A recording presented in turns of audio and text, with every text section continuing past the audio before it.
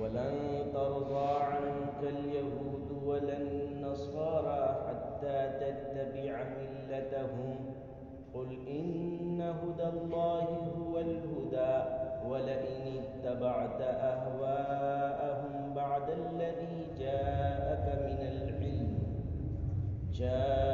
من العلم ما لك من الله من ولي ولا نصير الذين آتيناهم الكتاب يتلونه حق تلاوته أولئك يؤمنون به ومن يكفر به فأولئك هم الخاسرون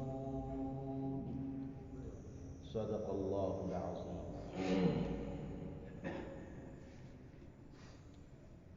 اس سے پہلے جو سبق ہوا تھا اس میں اللہ تعالی نے اپنے پیغمبر حضرت نبی اکرم صلی اللہ علیہ وسلم کو یہ تسلی دی تھی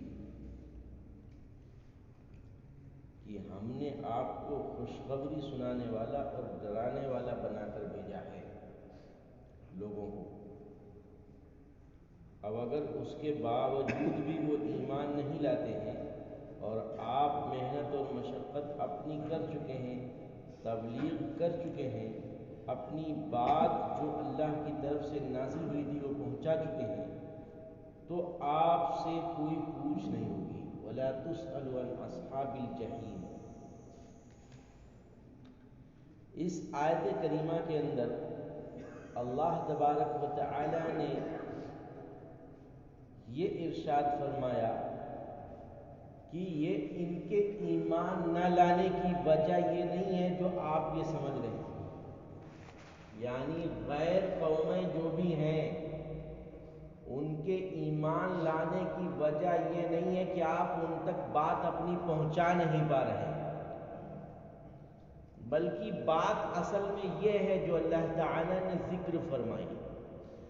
پیغمبر علیہ السلام بہت کوشش کرتے تھے، بہت محنت کرتے تھے، بہت مشقت اٹھاتے تھے کہ امت کس طریقے سے اس دین میں داخل ہو جائے پوری کی پوری، جس دین کو اللہ تعالی نے، جس حق کو اللہ تعالی نے نازل فرمایا ہے.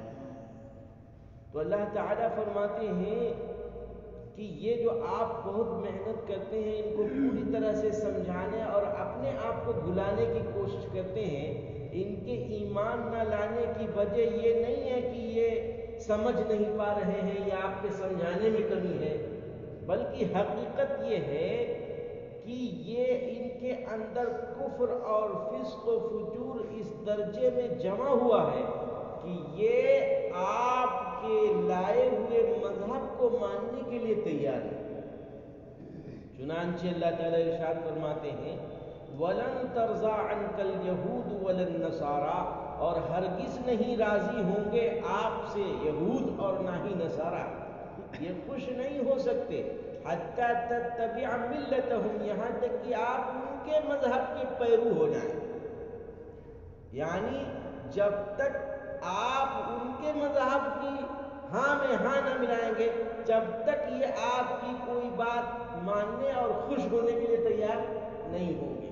تو یہ اصل اس دین کے انکار کرنے والے ہیں، اس سے خوش نہیں ہیں جو ہم نے نازل کیا ہے، اس وجہ سے یہ ایمان نہیں لاتے. اس میں ایک بات معلوم ہوئی کہ جتنی بھی مسلمان کے علاوہ جتنی بھی دوسری قومیں ہیں ان کے اندر بہت سے ایسے متشدد اور سخت قسم کے ہوتے ہیں جو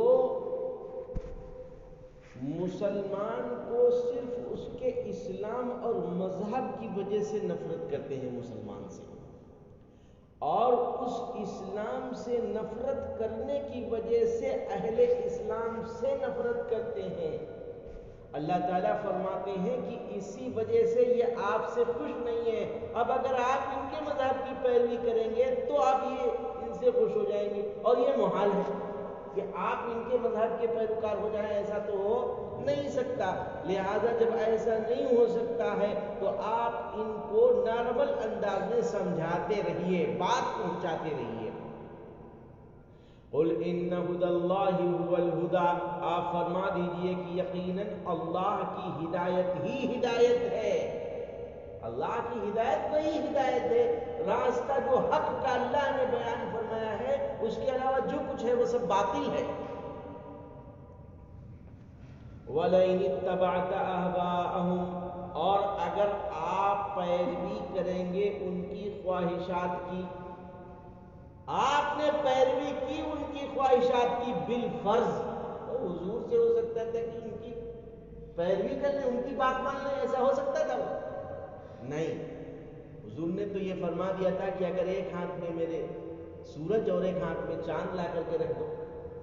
ارے مطالبہ کیا تھا کفار مکہ نے، تو حضور نے کیا فرمایا تھا کہ اگر ایک ہاتھ میں چاند اور ایک ہاتھ میں سورج لا کے رکھ دو، پھر بھی میں یہ بات ماننے کے لیے تیار نہیں ہوگا کہ کفر و شرک جس طرح تم کیے ہوئے ہو اس طرح سے میں کر لوں، ایسا کبھی ہو نہیں سکتا۔ تمہارے مذہب کی اور تمہاری شرکیہ باتوں کی اور تمہاری من گھڑت باتوں کی میں کبھی بھی پیروی نہیں کر سکتا۔ اس میں ایک بات اور معلوم ہوئی کہ اللہ تعالیٰ نے لفظ جو ذکر فرمایا یہاں پر وَلَئِنِ اتَّبَعْتَ أَهْوَاءَهُمْ، اگر آپ نے ان کی خواہشات کی پیروی بالفرض والمحال، حضور سے تو ہو ہی نہیں سکتا، مگر آپ کے بارے میں بھی یہ بات ارشاد فرمانا یہ امت کو سمجھانے کے لیے ہے کہ امت یہ سمجھ لے کہ اگر کسی نے ذرہ برابر اسلام سے اگر کوئی ذرہ برابر بھی پھرا ہے تو ظاہر سی بات وہ حق پر نہیں ہو سکتا، وہ پھر باطل ہی میں شمار کیا جائے گا۔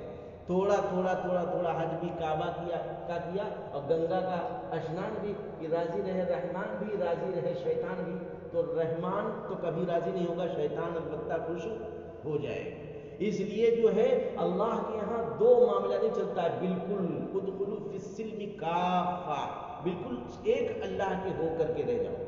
تو یہ امت کو سکھلانے کے لیے اللہ نے ایسا حکم نازل فرمایا کہ اگر بالفرض آپ بھی ان کی پیروی کریں گے تو آپ بھی، آپ کے لیے ما لک من اللہ من ولی ولا نصیر، تو آپ کے لیے اللہ کی جانب سے نہ تو کوئی مددگار ہوگا اور نہ ہی کوئی آپ کا ذمہ دار اور دوست ہوگا، یعنی ایسی صورت میں آپ بے یار و مددگار رہ جائیں گے اور اللہ تبارک و تعالی سے گویا کہ جدا ہو جائیں گے بالفرض۔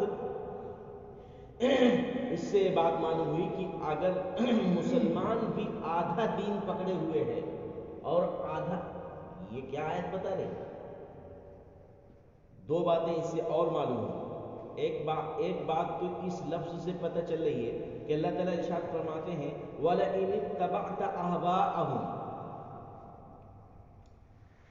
قرآن پاک کا ایک ایک لفظ بہت سے اشارے لے کر کے آتا ہے، اگرچہ ہم سمجھ نہیں پاتے، ہر ایک کی سمجھ الگ ہے، اللہ نے جس کو جو کچھ سمجھا دیا اتنا وہ جانتا ہے، باقی ہے پورا سمندر قرآن پاک میں۔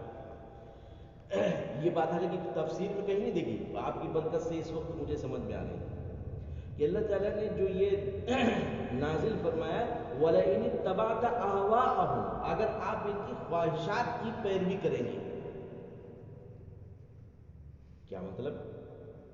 بات تو چل رہی تھی کہ آپ ان کے مذہب کی پیروی کریں، یہ تو پتہ ہی نہیں کہ جب یہ خوش ہوں گے جب آپ ان کے مذہب کی ملت کے معنی مذہب کیا تھے، جس کا مطلب یہ ہوا کہ اللہ نے اوپر فرمایا کہ ان کے مذہب کی پیروی کریں، اور آگے اللہ تعالیٰ نے فرمایا کہ اگر آپ نے ان کی خواہشات کی پیروی کی۔ مجھے یہ سمجھ میں آ رہا ہے جو اس وقت کہ یہ جو لفظ احوا کا لفظ اللہ تعالیٰ نے ذکر فرمایا ہے، یہ خواہشات کا، اس کا معنی اصل کیا ہے؟ خواہشات۔ اس سے یہ بات پتہ چلتی ہے کہ اسلام کے علاوہ جتنے مذاہب ہیں وہ صرف خواہشات اور من گھڑنت چیزیں ہیں، ان کا حقیقت سے کوئی تعلق نہیں ہے۔ اسی لیے تو اللہ تعالیٰ فرما رہے ایک طرف مذہب فرما کہ ان کا جو گویا کی بنایا ہوا مذہب ہے، خود ان کی خواہشات جیسا چاہا ویسا بنا لیا، جب چاہا جو چیز، جو رسم، جو تاریخ، جو چیز مقرر کرنی چاہیے وہ چیز مقرر کر لی. اللہ نے کوئی سند اس کے بارے میں نازل نہیں کی ہے. تو ظاہر سی بات ہے کہ یہ بتاتا ہے، یہ لفظ یہ بتاتا ہے کہ اس کے علاوہ اسلام کے علاوہ اسلام حق ہے، اور اسلام کے علاوہ جو بھی مذاہب ہیں، ہاں یہود و نصارہ کی وہ باتیں جو اللہ نے نازل کی تھی وہ یقیناً برحق ہیں، لیکن یقیناً انہوں نے اپنی خواہشات کے مطابق بہت سا دین بڑھا دیا، اسے تحریف کی، دین کو بدل دیا، دین کو بدل ڈالا، اور اپنی جو تورات اور انجیل تھی اپنی خواہشات سے اس میں قیدیں بڑھا دی، اس میں رد و بدل کر ڈالی. چنانچہ یہ باقاعدہ یہ بات ثابت ہو چکی کہ ان کی خواہش کے مطابق وہ اپنی خواہش کے مطابق اس لفظ کو موڑ دیا کرتے تھے. چنانچہ یہ آتا ہے باقاعدہ، یہ بات پائے ثبوت کو پہنچی ہوئی ہے کہ ان کے ہاں جب کوئی حکم کٹھن ہوتا تھا تو کہہ دیتے تھے، مالداروں سے تو پیسہ لے لیتے تھے اور غریبوں پر اس حکم کو جاری کرتے تھے، اور مالداروں سے کہتے تھے تمہارے لیے یہ حکم نہیں. اس طریقے کی خواہشات کی نہ جانے کتنی باتیں ان کے دین میں. تو اسلام حق ہے، اور اسلام کے علاوہ جو کچھ ہے وہ خواہشات کا پلندہ ہے، اور وہ چیز اللہ تعالیٰ کے نزدیک مقبول نہیں ہو سکتی. اللہ تعالیٰ فرماتے ہیں کہ پھر آپ کا کوئی مددگار اور نصیر نہیں ہوگا. یہ دوسری بات جو میں کہہ رہا تھا کہ اس دوسرے لفظ سے جو پتہ چل رہی ہے وہ یہ کہ آپ کے لیے کوئی اللہ کی جانب سے کوئی ناصر و مددگار نہیں ہوگا. یہ آیت یہ بتلا رہی ہے کہ جب مسلمان پوری طریقے سے اسلام پر پابند نہیں ہوگا، تھوڑا تھوڑا ہوگا اور دوسرے کی طرف مائل ہو جائے گا، اپنے دین کو مضبوطی کے ساتھ نہیں پکڑے گا، تو اس کا مددگار اور ناصر و مددگار ظاہر میں نہیں ہوگا.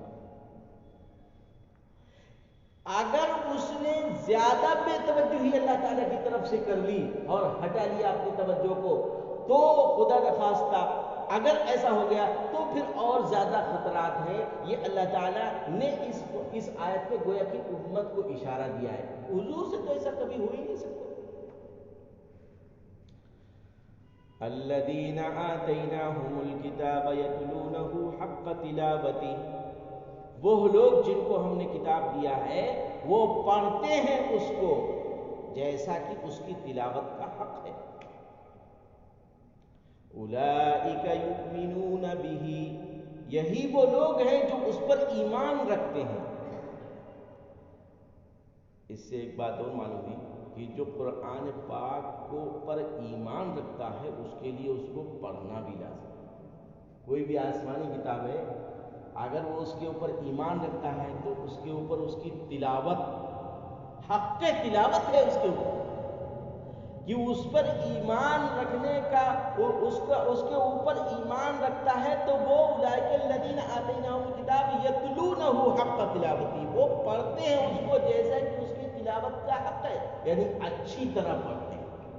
تو قرآن کو پڑھنا بھی ضروری ہے، کتاب کو پڑھنا بھی ضروری ہے، اور اچھی طرح پڑھنا بھی ضروری ہے.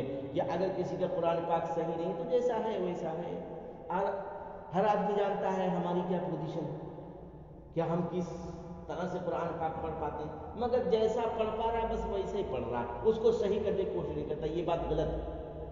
اگر صحیح کرنے کی کوشش کرتا ہے، اٹک اٹک پڑھتا ہے، اللہ دوہرا اجر دیتے ہیں اس کو، کیونکہ وہ محنت اور کوشش کر رہا ہے. وہ کوشش کا بھی اللہ تعالیٰ اجر اس کو مزید عطا فرماتے ہیں. اس کا مطلب قرآن پاک کو پڑھنا بھی فرض ہے، اور قرآن پاک کو اچھی طرح پڑھنا بھی فرض ہے. سب لوگ کوشش کریں اور عہد کریں کہ انشاءاللہ قرآن پاک کو اچھی طرح پڑھنے کی کوشش کریں گے. اگر ہمارا قرآن پاک صحیح نہیں ہے تو ہم صحیح کریں گے اس کو. تھوڑا کسی کو سنا دیں گے، 2 آیتیں سنا دیا، 3 آیتیں سنا دیا. میں نے یہ چالو کیا تھا اور وہ سلسلہ الحمدللہ چل رہا ہے، مگر میں دیکھتا ہوں جو جس کا ہے معاملہ ویسے چل رہا. ہر آدمی کو شیطان ایک پٹی پڑھائے رہتا ہے کہ ارے تم ٹھیک ہو، بس تمہارا جیسا چل رہا ویسے چلتا رہے. ہر آدمی کے ذہن میں یہ بات آتی ہے، اور آگے بڑھنے سے اس کو دین میں ترقی کرنے سے یہ چیز حائل ہو جاتی ہے کہ وہ اپنی جو چیزیں ہیں جتنی ہیں اتنی ہی دین کے بارے میں رکھتا ہے. دین میں ترقی اور ایمان میں ترقی اس چیز سے ہوتی ہے کہ ہم ہمارے سامنے جو مفید چیز آ رہی ہے اس کو ہم آگے بڑھ کر کے حاصل کرنے کی کوشش کریں. اللہ تعالیٰ اس کی توفیق عطا فرمائے. وَمَن يَكْفُرْ بِهِ فَأُولَٰئِكَ هُمُ الْخَاسِرُونَ. اور جو اس کا انکار کرے گا تو یہی وہ لوگ ہیں جو نقصان اٹھانے والے ہیں. اس آیت کریمہ میں اللہ تعالیٰ نے ان کتاب والوں کی جن کو اللہ نے تورات دی، انجیل دی، زبور دی، ان لوگوں کی تعریف فرمائی ہے کہ جن کو کتاب ملی اور انہوں نے کتاب پر ایمان رکھا اور ایمان کو قبول کرنے کے بعد اس کو پڑھا بھی اور اس کے احکامات پر عمل کیا. تو اللہ تعالیٰ نے فرمایا کہ یہ لوگ ان میں شامل نہیں ہیں کہ جو پہلے والے لوگ تھے. اس آیت کریمہ میں جو ابھی پڑھی گئی، جس کا ترجمہ کیا گیا اوپر والی آیت کریمہ، اس میں ایک اہم سبق معلوم ہوا کہ مسلمان کو کبھی یہ توقع نہیں رکھنی چاہیے کہ ہاں جو اسلام کے علاوہ آدمی ہے، یعنی اسلام کے علاوہ جس بھی مذہب کا وہ پیروکار ہو، تو وہ ہم سے اسلامی بنیاد پر کبھی خوش ہو جائے. ایسا نہیں ہو سکتا. اسلامی بنیاد پر وہ کبھی خوش نہیں ہوگا. ہاں اگر بس اس وقت وہ خوش ہو سکتا ہے جب وہ اسلام پر خود آ جائے یا ہم کو دوسری طرف موڑ لے جائے. اس لیے اس بات کی ہمیشہ کوشش کرنی چاہیے کہ جو بھی اسلام کے علاوہ مذہب کا پیروکار ہے اس سے اتنی دوستی رکھنی چاہیے کہ جب ہمارے مذہب پر حرف نہ آئے، یعنی ایسا معاملہ نہ کرنا پڑے کہ ہم اپنا مذہب گویا کہ بیچے دے رہے. بہت سے لوگ ایسے ہوتے ہیں جو غیروں سے تعلق رکھتے ہیں، یعنی مسلمانوں کے علاوہ سے مذاہب والے جو ہیں ان سے تعلق رکھتے ہیں. ہمارا ملک بھی مختلف مذاہب والا ہے، مگر ان سے اتنے تعلقات کی جس کی وجہ سے ہمارے دین یا ایمان پر فرق ہے، اتنی بات بڑھیا نہیں. لیکن جو ان کے ساتھ اچھائی ہے، جو صحیح مزاج رکھنے والے لوگ ہیں اور جو ایسے نہیں ہیں کہ جو ہمارے مذہب کے در پہ لگے ہوئے ہیں. بھائی ایک آدمی ہے جو ہمارا مذہب چھڑانے پر تلا ہوا ہے کہ ہم اس کو مار رہے ہیں اس لیے کہ یہ مسلمان ہے، ہم اس کو یہ حق سے محروم کر رہے ہیں اس لیے کہ یہ مسلمان ہے، ہم اس کو جو ہے یہ حق نہیں دے رہے ہیں اس لیے کہ یہ مسلمان ہے. تو ایسا شخص سمجھ لیجیے ہمارے ایمان اور اسلام پر ہی ڈاکہ کر رہا ہے. تو ایسا آدمی، اس سے تو ایسی چیز نہیں، لیکن بقیہ تمام کے ساتھ اچھائی، رواداری، بہتری، حسن سلوک، یہ اسلام کی تعلیم ہے کہ ان کے ساتھ اچھی طریقے سے پیش آ جائے اور اسلام نے جو سچائی اور اچھائی بتائی ہے وہ ان کے سامنے لائی جائے. اور یہ بات بھی ہمیشہ یاد رکھنا چاہیے کہ اسلام اور اہل اسلام کے اندر اللہ تعالیٰ نے اسی بنیاد پر جو اتحاد پیدا کیا ہے کہ ان کے اندر اسلام کی بنیاد پر اتحاد اللہ تعالیٰ پیدا فرما دیتے ہیں. تو اس لیے مسلمان اگر صحیح اپنے اسلام پر قائم ہوگا تو انشاءاللہ اس کو جو اللہ نے ایک امت بتایا ہے، امت واحدہ بتایا ہے، یہ ایک امت بن کر کے پھر اس کو کوئی توڑ نہیں سکتا. ہمارا مزاج یہ ہے نا کہ اگر 70 اور 100 لوگ بھی ایک طرف جا رہے ہیں کسی معاملے میں تو ہم ان کی مخالفت کرنے کے لیے سوچتے ہیں کہ کہاں سے ہم ان کی جو ہے ٹانگ کھینچ سکتے ہیں. یہ ہمارے جاہلوں کا مزاج ہو چکا ہے. ایسی چیز سے اللہ تعالیٰ ہم سب کی حفاظت فرمائے اور جاہلوں کو، جو ہمارے بھائی ناواقف، ان کو سمجھ عطا فرمائے.